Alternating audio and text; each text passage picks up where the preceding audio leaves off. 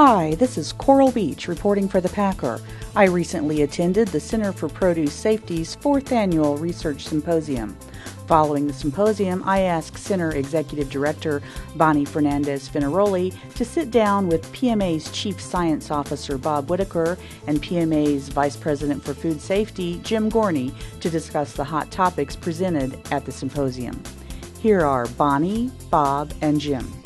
We have just completed at the Center for Produce Safety our 4th annual Produce Symposium, Research Symposium. And this year we decided to make it a 2-day event versus a 1-day event. And I guess I'd like to ask each of you in your own words, what do you think the main takeaway of the event was? You know, I think when we started down the path of CPS, we had come out of an era where we had to take our best guess. We had to use our best judgment a lot of times as we set different standards for food safety. I think what we saw this week is that the data is starting to accumulate now so that it supports some of those things. We were right. Our best thoughts really led us to the right path. In other cases, we're seeing data now that are really giving us the direction to go forward and what will help improve some of the food safety programs we have in place. I think the takeaway for the last few days has been really we've been building this body of knowledge regarding food safety risk factors, and it's getting bigger and better, and it's leading to better regulations, better guidance documents, and better food safety programs at various growers. The areas that we covered, compost, animal intrusion, pathogens in the field, those were all well filled out this week. We had an unusual option this year, is that we spent a half a day on one topic. And that was our first day here, and it was on listeria.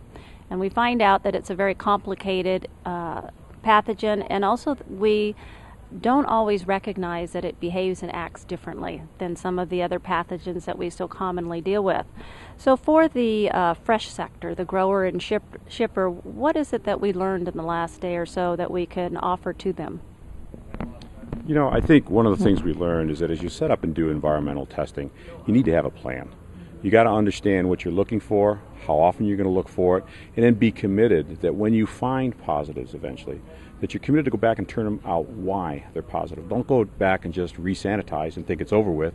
You need to go back and determine how that positive sample occurred and what you need to do to prevent it from happening again. There was one catchphrase that was used repeatedly at the meeting, and that was seek and destroy. And what Bob was just talking about is the seek aspect, which is related to finding out through environmental testing where this pathogen is in your facility.